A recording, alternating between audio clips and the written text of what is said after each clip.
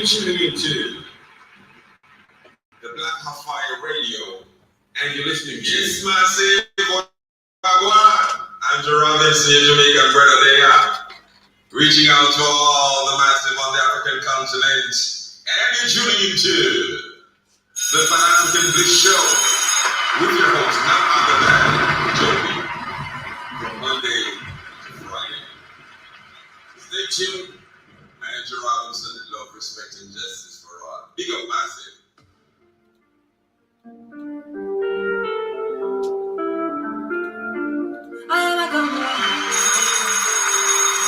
Alors papi, mais qu'est pas ça? J'entends des bails à son mort. À ce qui paraît, c'est tout après. Mais ça va pas, mais t'es en l'air. Mais comment ça? Demande des types. Tu croyais quoi? On serait plus jamais. Je pourrais t'afficher, mais c'est pas mon délire. D'après les rumeurs, tu m'as eu dans ton lit. Oh, dja dja. Y'a pas moyen, dja dja. J'suis pas ta cata, dja dja. Genre, en katana, baby, tu get ça. Oh, dja dja. Y'a pas moyen, dja dja. J'suis pas ta cata, dja dja. Genre, en katana, baby, tu get ça.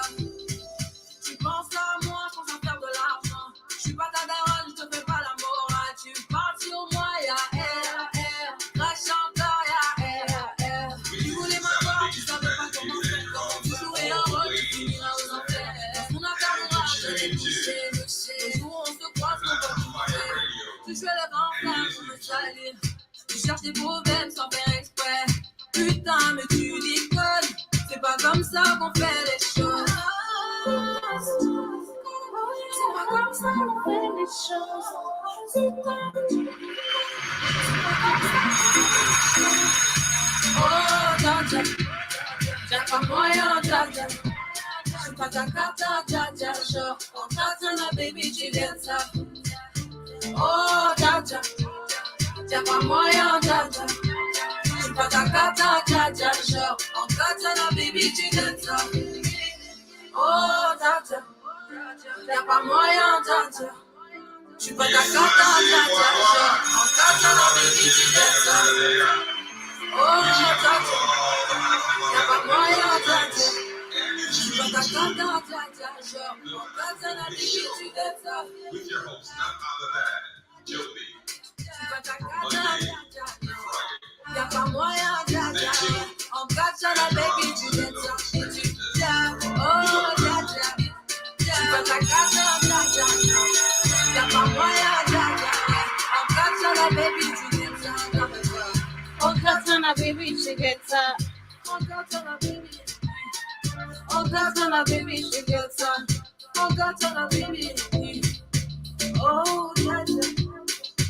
Oh, dja dja. Oh, dja dja.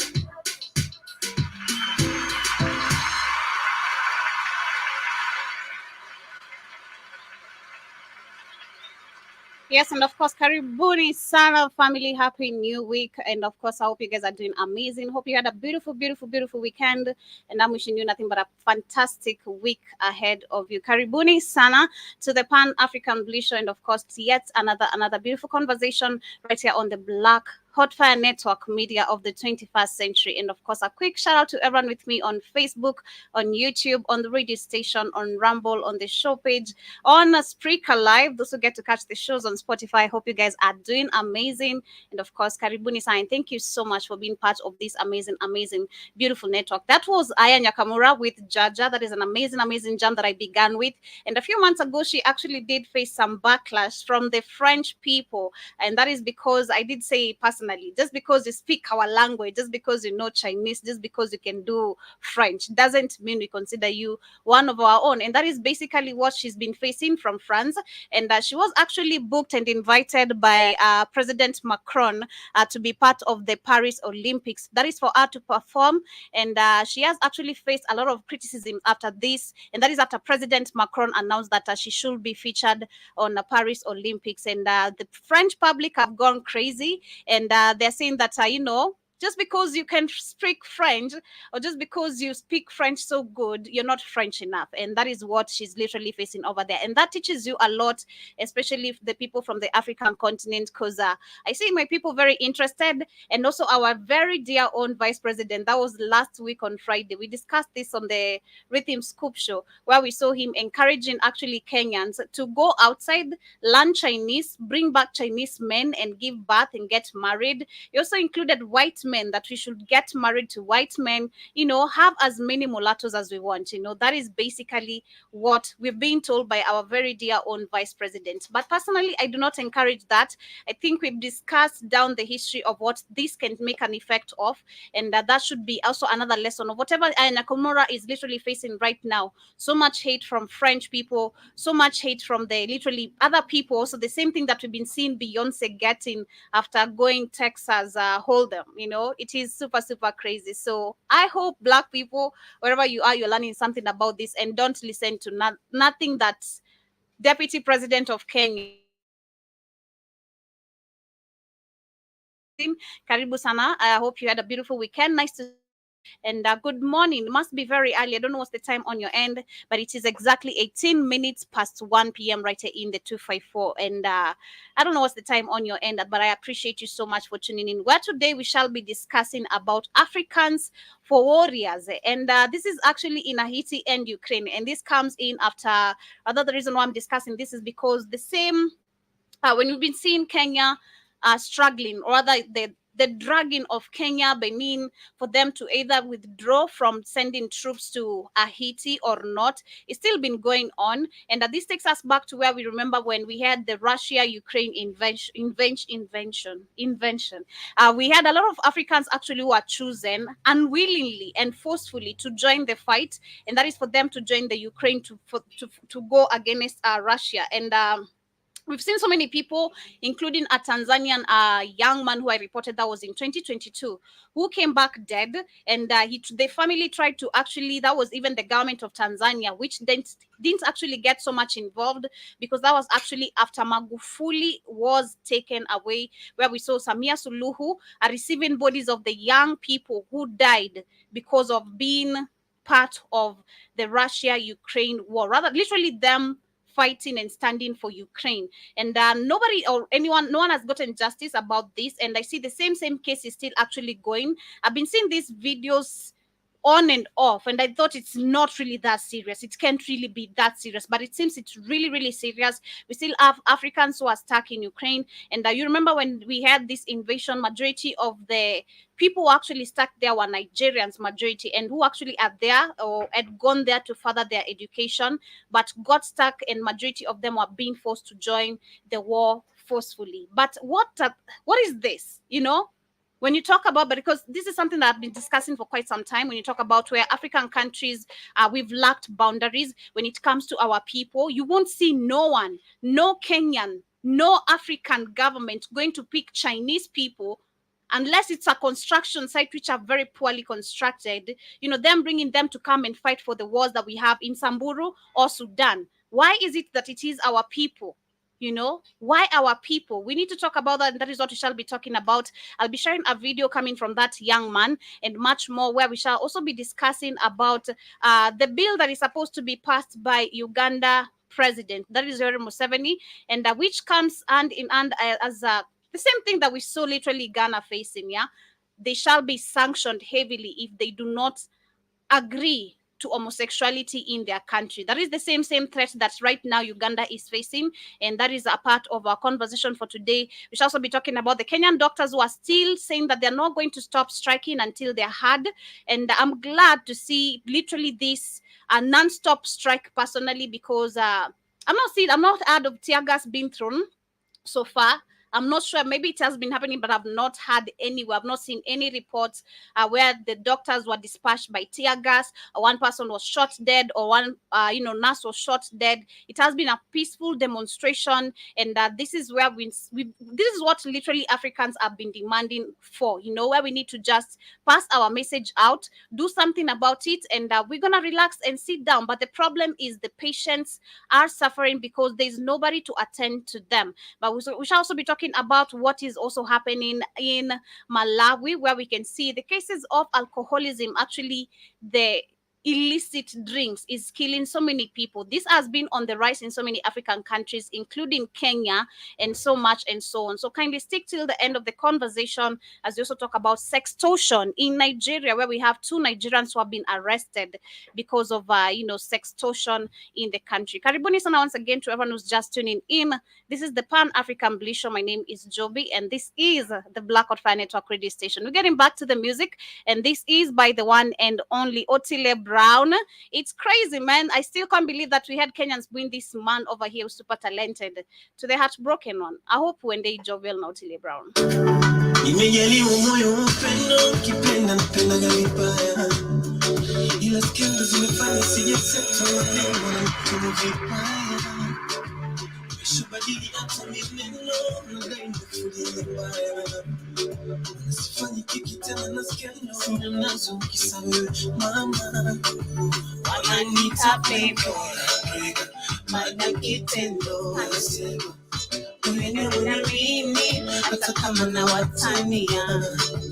Wananiita playboy, baada kitendo nasema wewe mimi hata kama na watania. Baby me sometimes chezo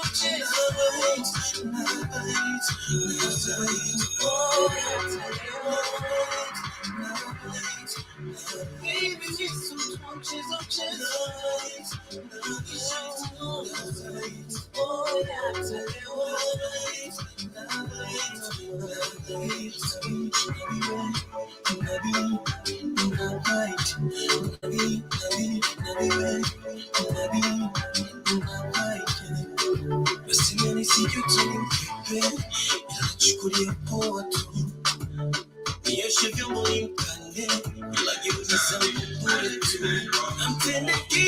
kama mtoto chakula mkono shika mama shine na patago mana anaja kwa maji ananiita vipo baada kitendo And I just love me, Otile Brown. God damn. This guy just touches my soul in a different way. It's just the singing for me, the message for me.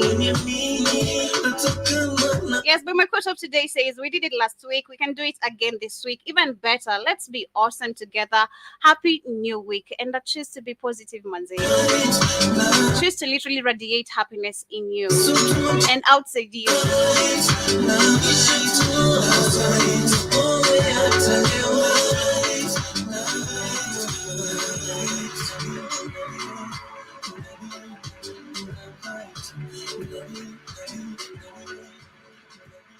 Yes, and of course, Karibuni sana once again. That is Otile Brown with Naba. It's one of my literally favorites. I don't know if there's any song by Otile Brown personally that I hate. I love all of his jams. But Karibuni sana once again. My name is Joby. In case you're here for the first time, welcome to the Black Hot Fire Network radio station. I'd love to urge you, rather kindly ask you to follow us in case you are on Facebook, on YouTube, on TikTok. Karibuni sana. And to everyone those who get to catch the shows on Rumble also live, Karibuni sana. Kindly do consider following Black Hot Fire Network, and you can also join us officially by first, if you are an Android user, download our app on the Google Play Store, which gives you amazing services. We have an amazing shop, apparel store, where you can purchase your merchandise in terms of hoodies, in case you want some handbag for the ladies, for those who also want their mugs, and you can also print you some if you would love it printed in your own name. And we also have an amazing also Black Hot Fire Network store where you can be able to purchase amazing catalogs. Another catalog, we have gifts and crafts. We have apparel wears by like sports and entertainment wear, and we also do have luggages, bags, and suitcases. So in case you're looking forward to come and travel to Africa, check out the Black Hot Fire Network store. In case you want merchandise, check out the Black Hot Fire Network apparel store. Also on the show page, we do get to go live sometimes, if in case our content is literally beyond YouTube measure, we do go there. So join us and you'll be able to enjoy much more of our services. Karibuni sana, and of course, as we get straight to the matters of the day, I want to start with what is happening in Nigeria, one of my countries which I'd claim is favorite. So far, I think Nigeria is my favorite when it comes to reporting, because I said last week, Nigeria is one country you'll never lack scandals in it. I don't know why, but somehow every week, every weekend, Nigeria never lacks scandal. But shout out to the people of Nigeria, shout out to the country, shout out to the leaders who are literally very big puppets. But yes, what is happening in Nigeria? We have two people who have been arrested, and this is after an Australian boy suicide. And I'm bringing this part because this is not the first time actually this is happening. The last time this was reported was in 2021. I remember, shout out to Spikes, was the one reporting this, and it was coming from Malawi, where we had this woman who was being threatened because of sextortion cases. So they're saying two people have been arrested, and in Africa it has become a norm as well. Two people have been arrested in Nigeria over an alleged sextortion attempt against an Australian schoolboy who took his own life. Australian police say that the teenager victim had traded explicit images with a person online before they began making threats and demanding money. After a global investigation, the pair allegedly responsible were tracked down in Nigeria, where they will face charges in the court. And the police say sextortion, partially of young people, is dramatically rising. So this is not the first time, like I'm saying, that's we're reporting this. The last time I remember it was so bad. It was in Malawi, where we had a woman who was threatened, and to the point where you can see someone taking their own life. That is super crazy, because someone is literally threatening you to ruin your reputation, to do anything to go beyond ruining your reputation. Majority of this comes with demand of money. If you don't pay the money, everything can go as bad as it is being mentioned. They're also adding that details of the age details of the age or where he lived in South Wales have not been released publicly, and that this is to where the family has asked for privacy. And New South Wales police described that the alleged extortions as young males, and he said that they had threatened to send photos of the teenagers to friends and family if he did not pay them $500. Imagine, just $500. I mean, it's not less, but it's not too much. That is way crazy to make someone take their own life. I don't know if these people, this is something I think that it's not something to be educated, but it's something I don't know if majority of those who do this know the effect of the mental torture that this causes. This is a very big mental torture, where someone has your nude somewhere, then they come attack you or threaten you. If you don't pay me this and this and this has been on the rise in so many Africa. It happens in Kenya. It has happened in Malawi. It happens in Nigeria, the country itself, because I've seen so many cases and videos coming from the BBC where we have women who report this kind of cases, where they lose a lot of money because someone took a picture of them unwillingly when they were naked, and they start threatening them about it. So this is something I don't know if I should say, if this is right to say, that needs to be educated to the society, the mental torture about it. It sounds crazy to say it. People need to be taught about this, but you can let me know, do you think people need to be taught about this? And why should it be taught? Because one, in the beginning, it is wrong. Why should I teach you not to expose my pictures? Because you're trying to ruin my reputation, one, and you're literally torturing me mentally. Why should that be taught? That is number one. It is crazy. But they're also saying that the message are horrific, and they are aggressive and put a lot of pressure on the boy to pay the money. And the boy died by suicide on the same evening, late. That was last year. Australia detectives worked with their counterparts in South Africa and Nigeria to trace the suspected perpetrators, to a slum in Nigeria with a population of over 25 million. And let me tell you, the media has the audacity. This is how they want to put Africans in. this is the craziness. Have you understood something there? Like, the Australian detectives worked with the counterparts in South Africa and Nigeria to trace the suspected perpetrators to a slum, number one, underline, in Nigeria with a populated underlying population, 25 million people. What are you getting from that? You know? What are you getting from that?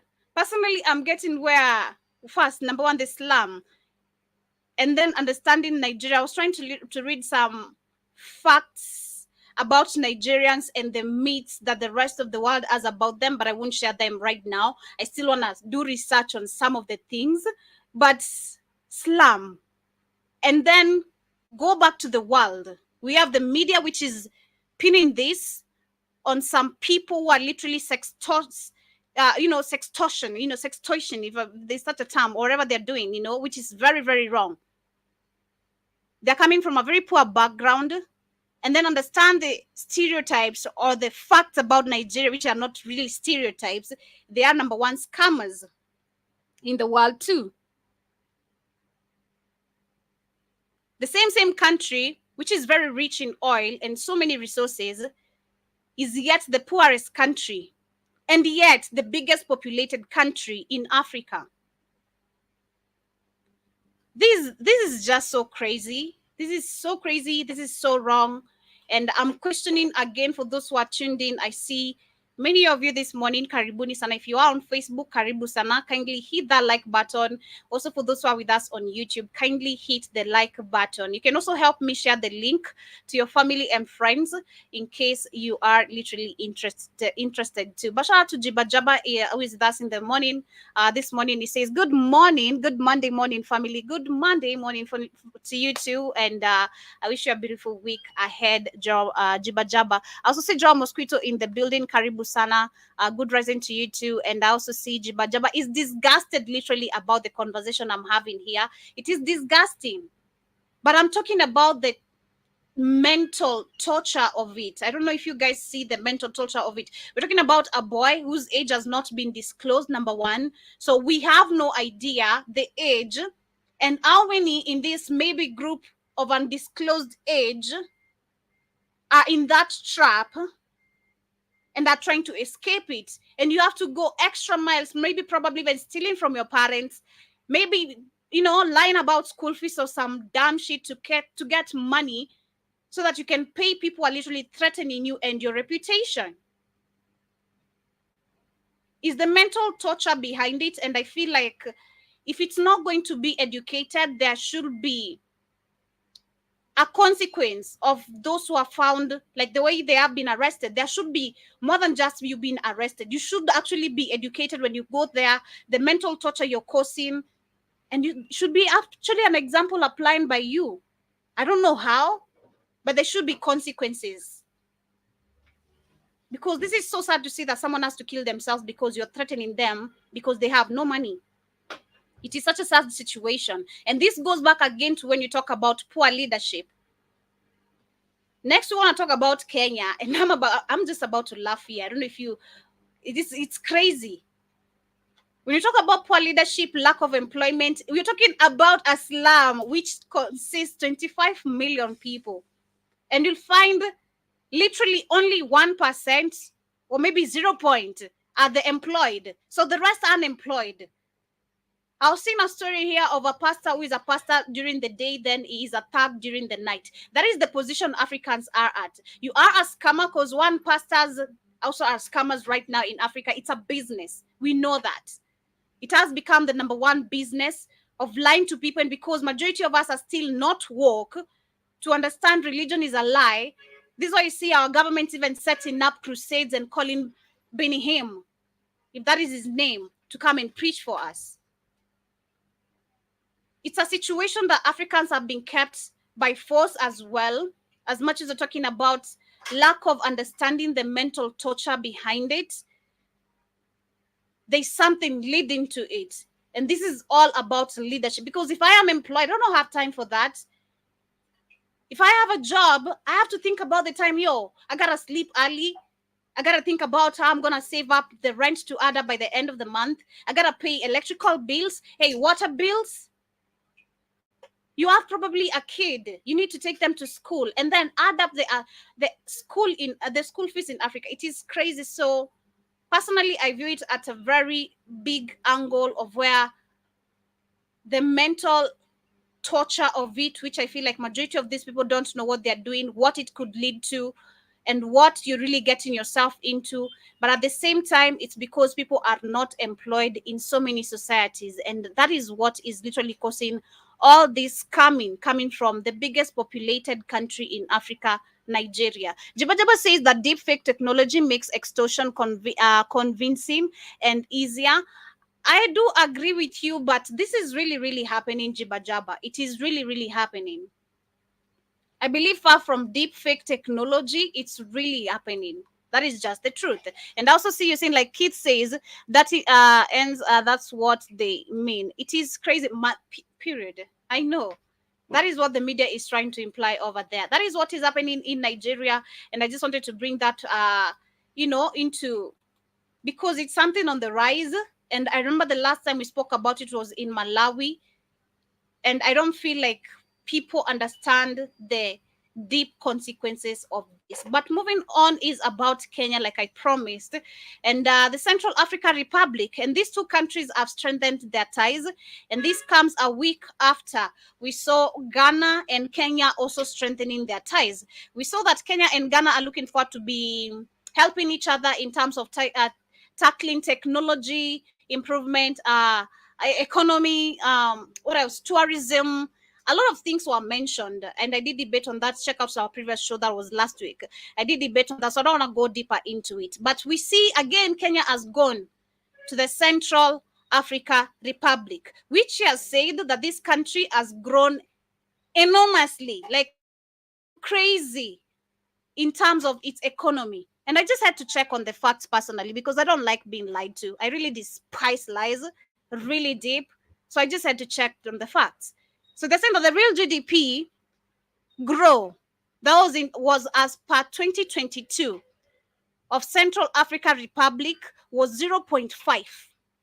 Okay? I don't know how big that should be, but that is equals to nothing according to me. Equals us to nothing. And they're saying due to the prolonged shortage of oil products and effects of Russia invasion of Ukraine, inflation rose to 7.9% in 2022 from 4.3% in 2021, driven by higher oil and food prices. So there's been no change. The same country you're talking about, it's neighboring DRC Congo. So we're not certain. Let me see if there's maybe the population of immigrants, if it has risen. Let's see. What's the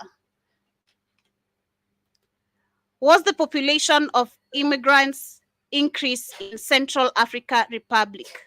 Migrants, not immigrants. Okay.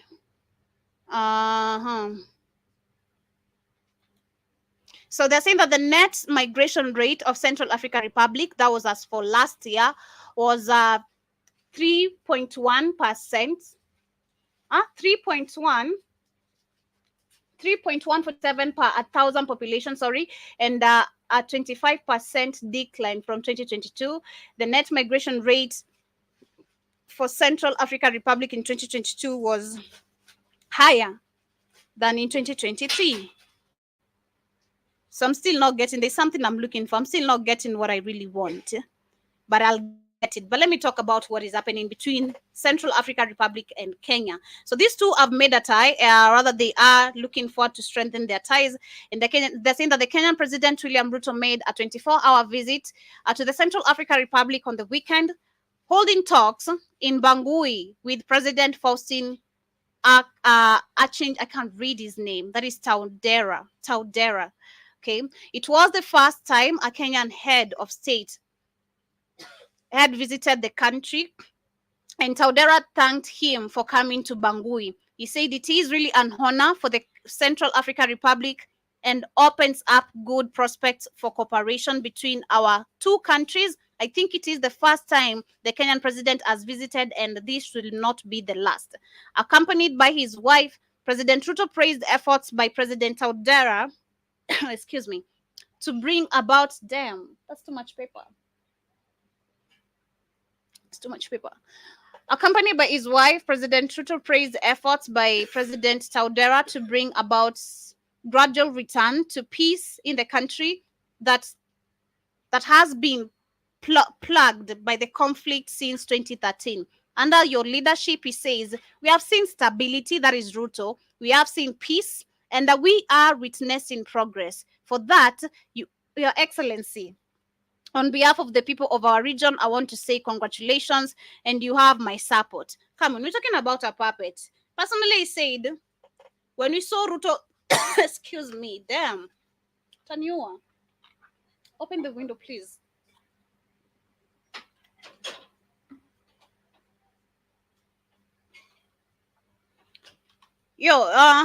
Sorry about that. So I said personally, when I looked at that is Ruto and Nana Akufo-Addo when they met, we know these two are coons. I did talk about or caution a red flag of Nana Akufo-Addo because he's been trying and it's been part of the people who want to take down Burkina Faso, Mali, and Niger so bad. When it comes to Ruto, he spoke about not wanting to be involved in what is happening in DRC Congo. So how are African countries, the question is, how are African countries strengthening their ties when we still have the borders? That is number one. Why can't we personally, the moment I'm going to see countries saying we no longer consider each other, having a border or anything, then we're good to go. So long as that happens. But so long as we do have the borders, I don't believe you're doing anything for the people's benefit. You're doing it for your own benefit and for the white man's benefit. But let me share this video as he explains. The same thing I read is the same thing that, you just want to see the actions of them meeting. And of course, they did say for them, they want to... during the precedent 24-hour visit, Ruto paid tribute to the resilience of the people of the Central African Republic and said he hoped that this was the start of genuine reapproachment, building cooperation and benefit to both countries. Well, let's see how they're going to be working together. They have not really given further details of what they're going to be working on apart from cooperation. We don't know which type of cooperation. It could be literally working together in sending other troops to protect DRC Congo, which is some UN type of troops. Let's call it like that, because we've seen the East Africa region did send troops there, but they went to do nothing but rape women. And that tells us a lot even by, we don't know about the South Africa troops who are deployed to DRC Congo. No reports about them so far, but let's see how it's going to go. It was the first time a Kenyan head of state had visited the Central African Republic. Over the weekend, Kenya's President William Ruto held talks in Bongi with President Faustin Archange Touadéra.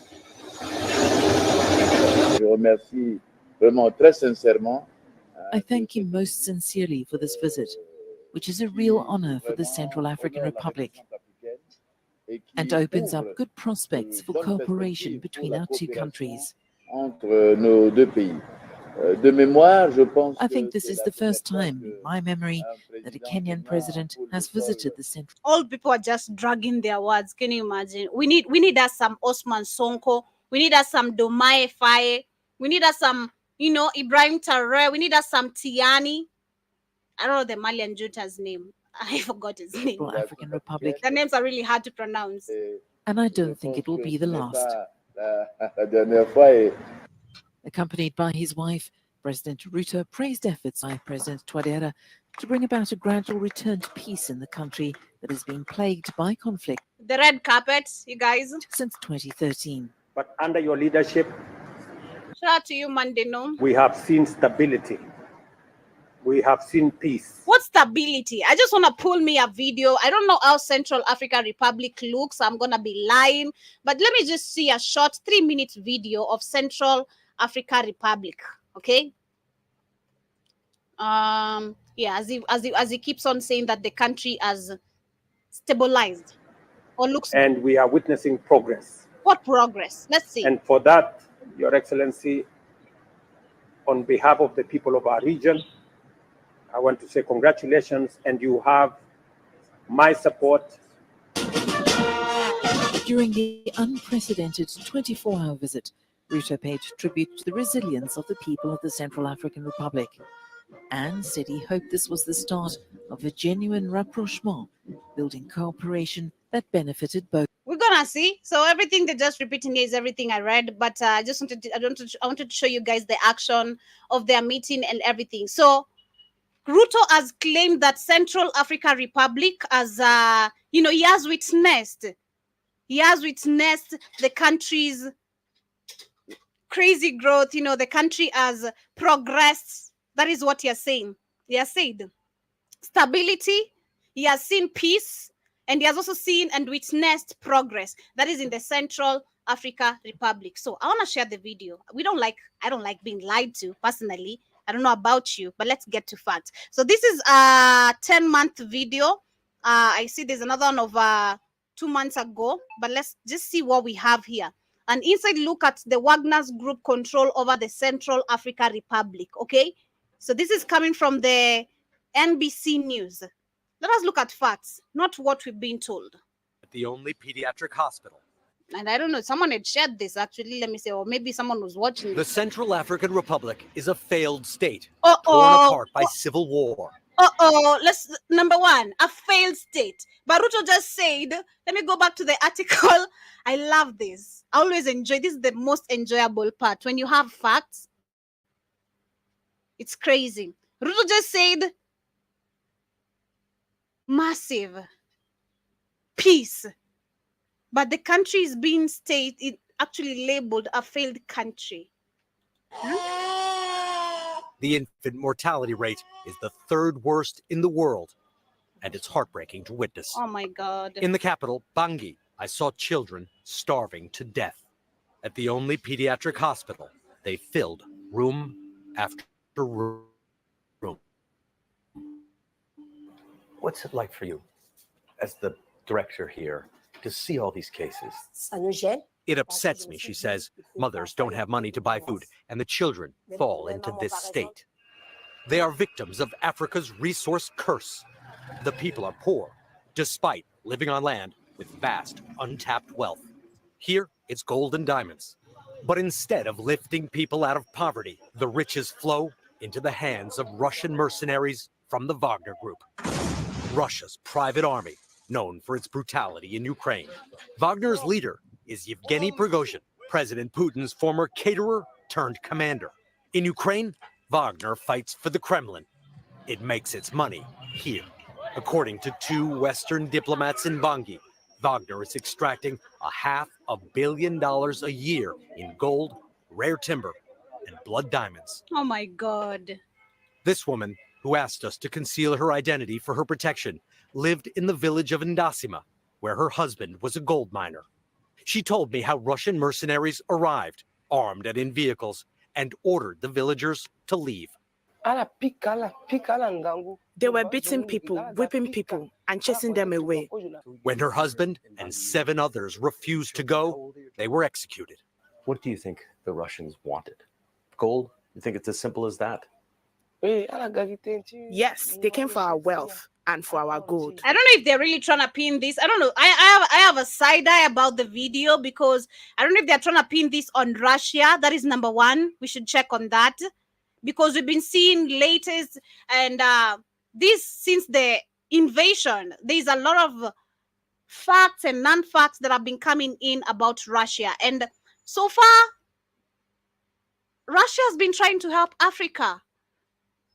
I mean, which also I look with a side eye. I'm not giving them not even 30, like literally 70%. I give them 20% so far of my trust, of their whatever they're doing in the continent of Africa, trying to help Burkina Faso, Niger, and Mali. Just 20%.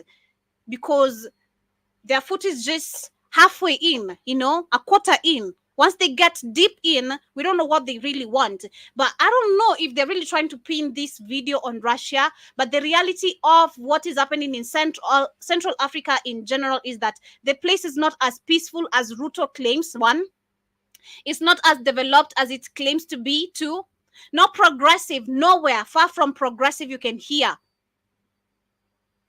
Because we're talking about this country which was once... They were all together, when you combine them with the small Congo, the DRC Congo, and Central African Republic, there's a time I spoke about this actually of the three countries as a topic, and I said personally, if you just look at DRC Congo, it's very big enough, but if you are to combine these three, it's way too big, which they divided with all these fake names and fake borders, and that's why all those three countries are very rich in resources, not just rich, very rich in resources. So it's all of the African countries, but billions. Come on. Today, my children don't have a father. They don't have anything at all. I'm sorry. Thank you very much for telling us. I know it's very difficult. Thank you. The independent research group Sentry provided NBC News with more than a dozen witness accounts of violence by Wagner forces near the Indasima gold mine and other mine sites. This was Indasima in 2019, before the Russian takeover. An image taken this month shows the mine has expanded dramatically. Analysts say it is now generating untraceable profits for Wagner. Wagner was invited into the Central African. I kind of feel they're lying about, I don't know. You guys can let me. I feel like they're lying, pinning the whole case on Russia, because the same people exploiting resources in DRC Congo are the same people exploiting resources in Central African Republic, in small Congo, in Nigeria, in Kenya, in Malawi, everywhere in Africa, in Libya. So I'm not buying that bullshit of it's, I don't know, but maybe you guys know much better. There's a story probably I'm missing that I don't know. Maybe you can let me know. But that is just me showing what Ruto is trying to say when they talk about strengthening corporations. I said, if cooperation was to be strengthened, number one, let's get rid of the borders. And this is why we should see him and Nana Akufo-Addo approaching the Central African Republic. That is how you go, join the dots so you can have a string, They join the dots so you can become a string. Go on tying the knots so you can become a whole rope. Come on. If really this was meant to be working for, the way he says that Ruto is going all around to Ghana, he's going on to Central African Republic. If this is meant for the people, number one, we should see you now, three of you working together. But you're just going to one African puppet to the next one, different agendas. This we collaborated with you like this, we collaborate with you like this. Come on, we're tired of the yip yap. We're tired of the yap, the yip yap. We are tired of that. Very exhausted. So I'm not buying any of that. So the little reality we've gotten from that video is that the Central African Republic is not doing okay. So it's a lie. There's a lot to be done, just like the rest of the African countries. But moving forward is about Uganda. My next favorite puppet, Museveni. But before I move on, I see Jiba Jaba says, agree intimate pictures or letters can haunt you or live forever. Exactly. And I also see you saying that, yep, who owns the mines? For example, the largest cobalt mine in Congo is Chinese owned. Yep. Actually, the Chinese are the ones who are directing Africans over there, how they should, which part they should dig well, how they should do it. And at the end of the day, end up paying them $2. And this is why we see them treating us or treating our people, our men, the way they do. Which is very weak. And our people understand they're scared because there's consequences, because the Chinese, all these other races are protected by our law. When it comes to us, it's different. So it's crazy. It is crazy. It is crazy. So I'm not on that video. I won't buy it's a Russia Wagner effect. If so, then let's go back to DRC Congo. Let's go to Kenya. Let's go to Nigeria. Something is missing. But Uganda, that was last week. What is happening? And we want to talk about this as we check during the weekend what was happening.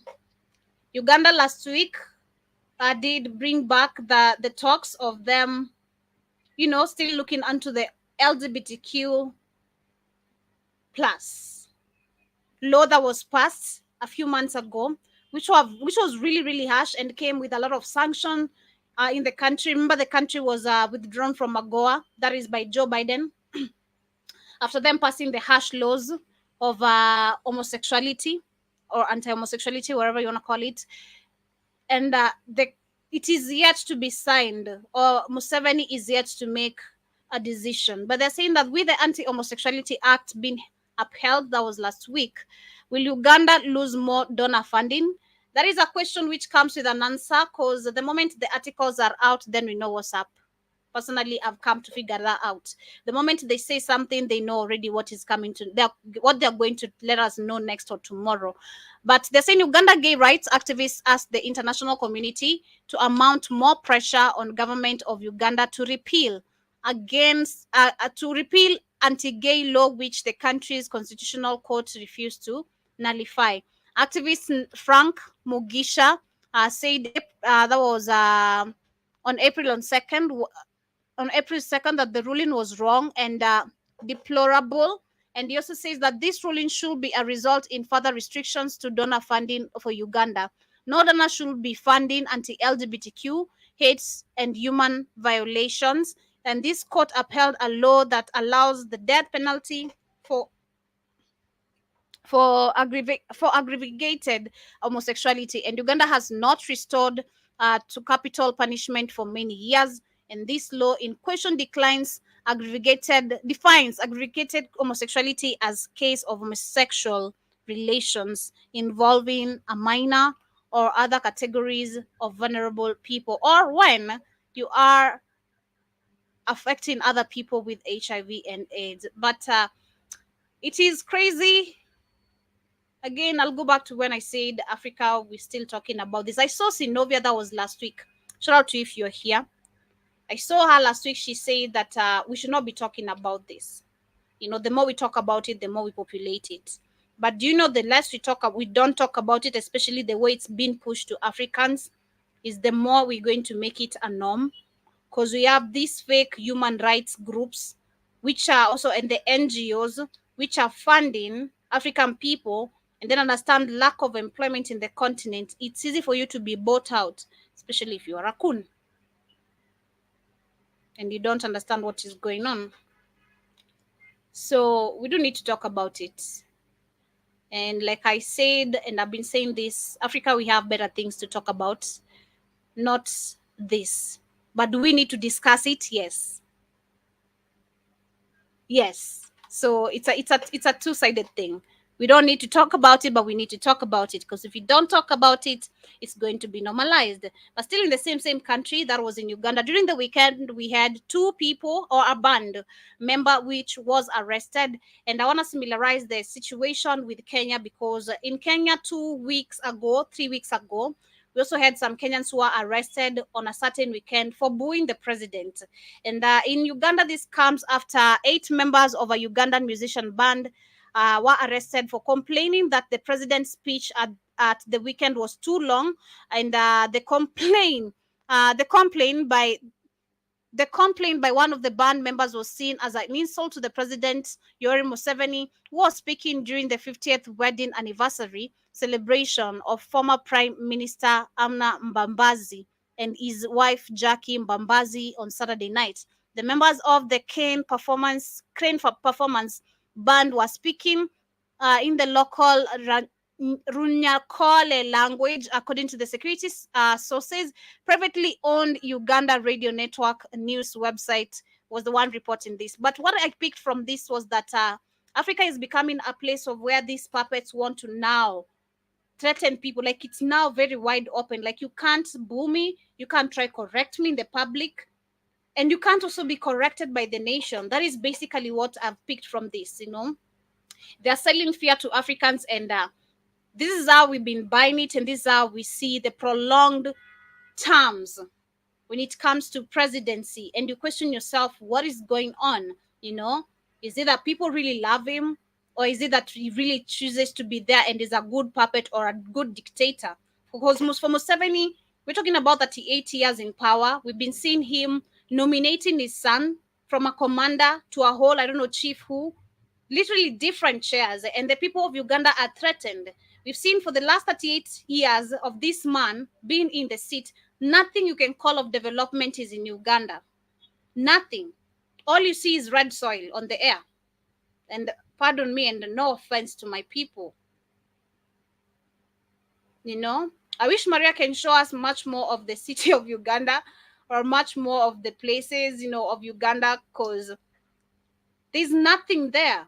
I mean, there's beautiful places just the same way. I've seen some beautiful places of Uganda. I'm not going to cap, because I remember there's a friend who had traveled there and I saw really, really nice houses, like really good mansions. And I was like, wow, this is Uganda? That is beautiful. But the biggest percentage of the country development is equal to nothing. No roads, I bet.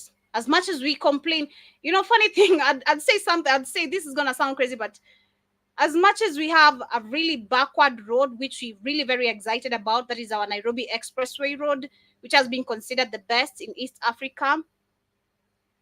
As much as it's really backward, at least we have something. I mean, I don't know Uganda today. Do you? I don't know about Uganda, but if you try to look at Uganda, I said these people are always stuck somewhere in traffic, because it's crazy. It is crazy. But anyway, to the next conversation, as we get to the main topic of the day, is about the Kenyan doctors who, for now almost a month, have been holding, or rather, are still on their strike. And we have personally become worried because of the patients in the hospitals. I did speak about this, and this is very poor of a country which is talking about cooperation, you know, transformation, and a lot of nonsense is talking about. This is so crazy to see you rushing to other countries to see how you can cooperate with each other while your country people are literally crying. So when these doctors were striking, that was the second week, they were threatened by the governor to go back to their offices or lose their jobs. And this takes me back to where I spoke about, where most of these people, something that's Libya, shout out to Libya, for uncovering and discovering that we have 40,000 illegal civil servants. And I spoke about the same thing where in Africa, so many countries like my own Kenya, this is very normal. So many of these doctors, as much as they're striking, they're not there because they're qualified to be there. They're there because they had a connection from their mothers, from their fathers, from their aunties, from their grandmothers, from someone they knew, from someone they had to bend down for, probably, I'm assuming. I mean, shout out to the women. But that is just the truth. And that's why they always have the shitty behavior and poor services and talk to you how they want. You don't want to come to an African public hospital. I mean, until maybe we have a revolution, no, family. No. You don't want to go to these big hospitals. You'll be embarrassed. I'll be embarrassed on your behalf, personally. But the Kenyan doctors are working in public hospitals have vowed not to go back to work, despite President William Ruto's appeal to end a week-long strike that has hampered health services in the country. The Kenya Medical Practitioners, Pharmacists, and Dentists Union went on a strike on 14th March over the non-payment of salary, non-payment salary errors, and the delays by the government to deploy medical interns and other grievances. On Sunday, President Ruto urged the striking doctors to reconsider their stance, saying that his government was unable to meet their demand due to the blooming wage bill. And he says, I know we have a situation in Kenya facing doctors and the interns, but I want to implore them. That is what he says, that we are a nation need to agree that we must live with our means. Fellow countrymen and women. Let me read that again. I know we have a situation in Kenya facing our doctors and interns, but I want to implore them that we as a nation need to agree that we must live within our means, fellow countrymen and women. And then I will be surprised when this guy comes back with billions in terms of, I've taken this so I can come and pay the doctors, but we're going to figure out how we're going to return this. And all the money ends up in their pockets.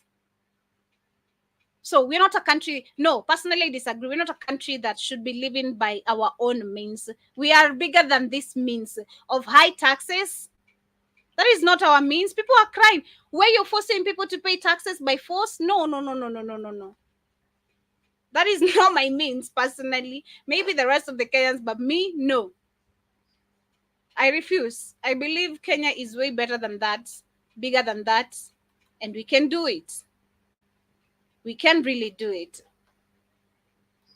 It is crazy, but let me know what you guys think about this. But to the major conversation of the day, and why I titled my topic Africans for Warriors in Haiti and Ukraine. And going back to Ukraine-Russia invasion, if you guys can remember, for those who are with me on the chat, or for those who have been following up the stories very well, we saw so many Africans who are recruited to join the Ukraine war.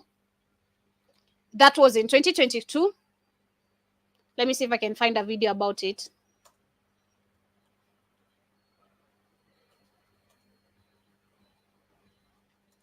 Let me see.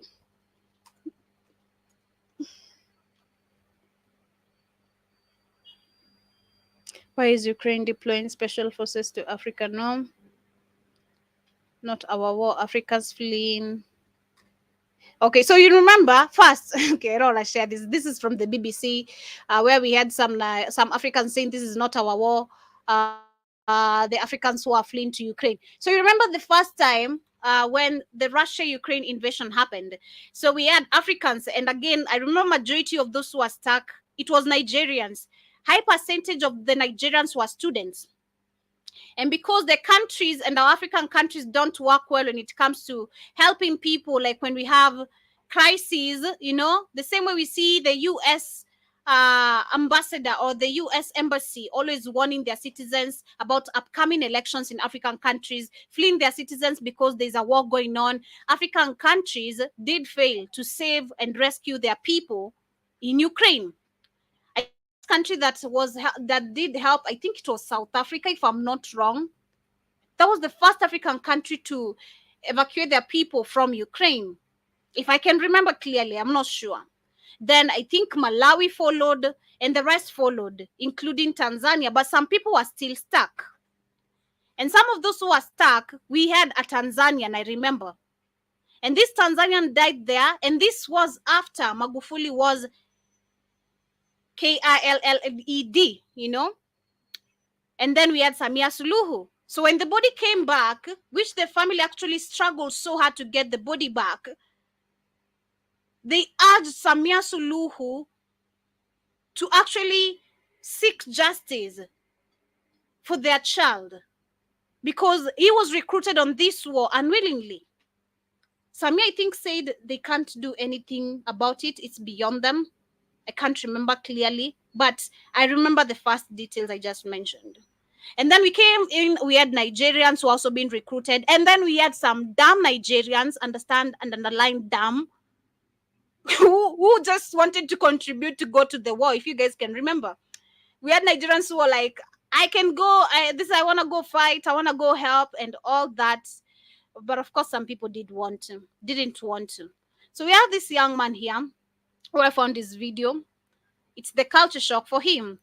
He says, this is not our war. And this is the same thing. The reason why I'm talking about this is what Kenya should see. We're going to actually clean a mess we never started with our 1,000 troops being taken to Haiti. Africans, you're not warriors of a mess you never created. We need to stop with the sympathy, number one. That is what I'd say.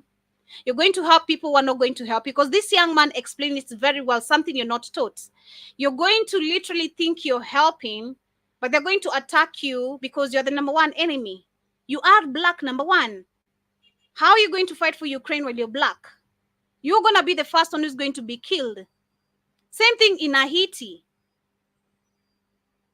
You're taking yourself on a genocide, which you've been warned by Barbecue himself.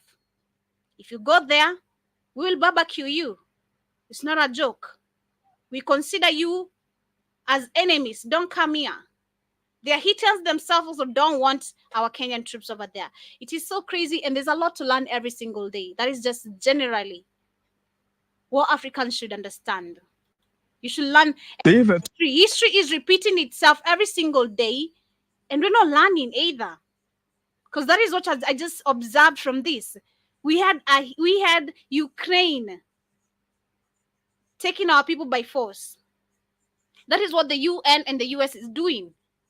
Choosing Kenya, the Kenyan troops, to go fight by force on a mess they started. Think about it. Told us like, we are going to give you guns and you're gonna fight for Ukraine.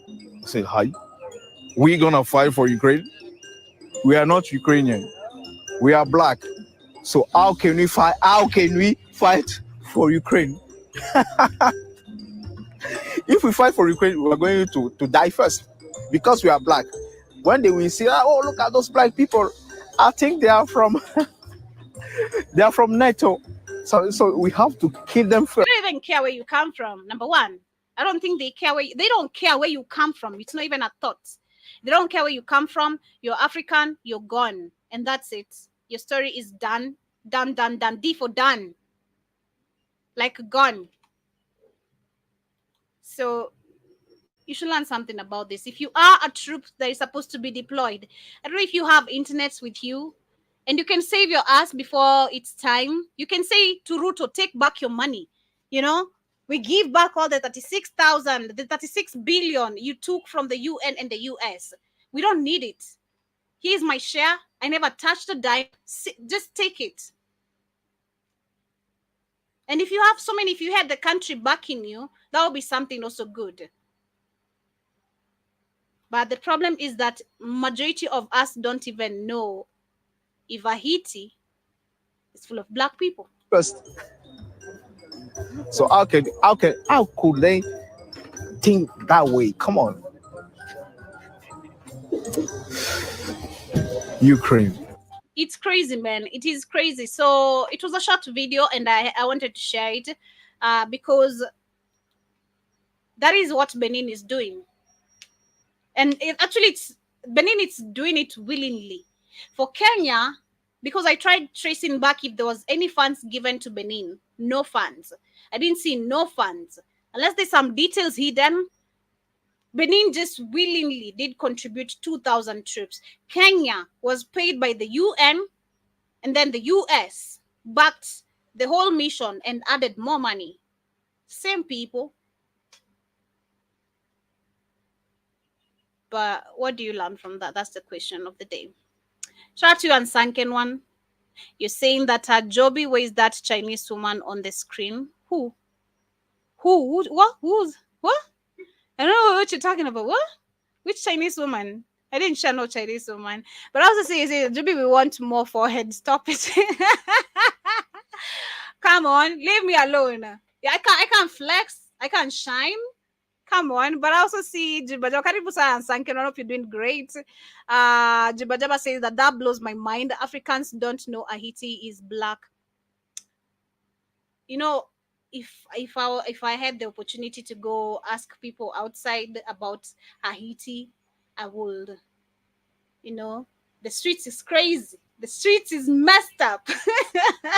People's mentality is not what you assume. Trust me. People's mentality is not what you assume. And then understand Africans don't care about politics too. So, come on. Not all, but majority are still to understand what really happens every single day and what runs them. I'm certain we have them. We do have them, trust me. But anyway, family, that's the end of today's conversation. It was nice and easy for me. And I hope you guys did enjoy today's conversation. We've tackled on Uganda, which we are waiting to see if they're really going to be facing any more sanctions after they do make up a decision if this still remains a law or not. And we're going to be also seeing if African people are going to be fighting more for their freedom of speech in countries like Uganda, where you can be arrested because of trying to correct a president. for giving you nonsense or telling you something that doesn't make sense to you, you know, for feeding you lies. And when you try literally remind them about their manifestos, you end up finding yourself in prison. You know, either pay the bill, you either bail yourself out, or you're going to end up in prison. And that is how they have increased in the numbers of our people, and the people can fight in prisons because they want to remain the weak society outside. We also talked about the Kenyan doctors striking. We're waiting to see if this is still going to be going on, and what the president, after the doctors saying they're not going to back down, what is he going to be saying? Is he going to take more loans and funds to secure the pockets of majority of the people, but more debts, more craziness? I also talk about alcoholism in Malawi, which is crazy, but I think we'll tackle that later because I don't have really much time left. I've also discussed about Nigeria, sextortion, and where I believe that is something that should be educated either to the society, or it should actually have very big, deep consequences if you're found practicing in any of that. And also Kenya and Central African Republic, and that is them strengthening their ties, and Ghana as well. What are your thoughts regarding that? And when you look at the state of the Central African Republic, like you've seen from the video, do you really believe that that is a stable country, like, you know, a developing country, sorry, a processing country, you know, and a peaceful country like Ruto has claimed? And if actually they're working together, why can't we see Nana Akufo-Addo joining also the same thing? That tells you a lot. You know, different meetings, different ways, different places. It is crazy. But much love. Have an amazing rest part of your day. I wind up with an amazing jam that I started with. That is Aya Nakamura with Jaja. And like I said, African people, no matter where you go, whether you're speaking French, speaking Russian, Ukraine, Indian, whether you speak in English, you still remain being an African. And that is what Aya Nakamura has been taught right here. You might be the best speaking French girl, you know, or just because you can sing in French, you're not French enough. So that teaches you a lot as African people. And have an amazing rest part of your day.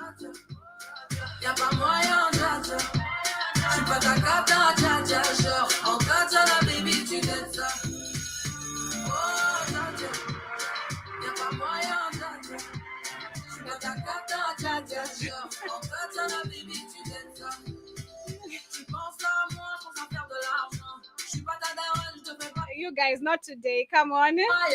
Not today.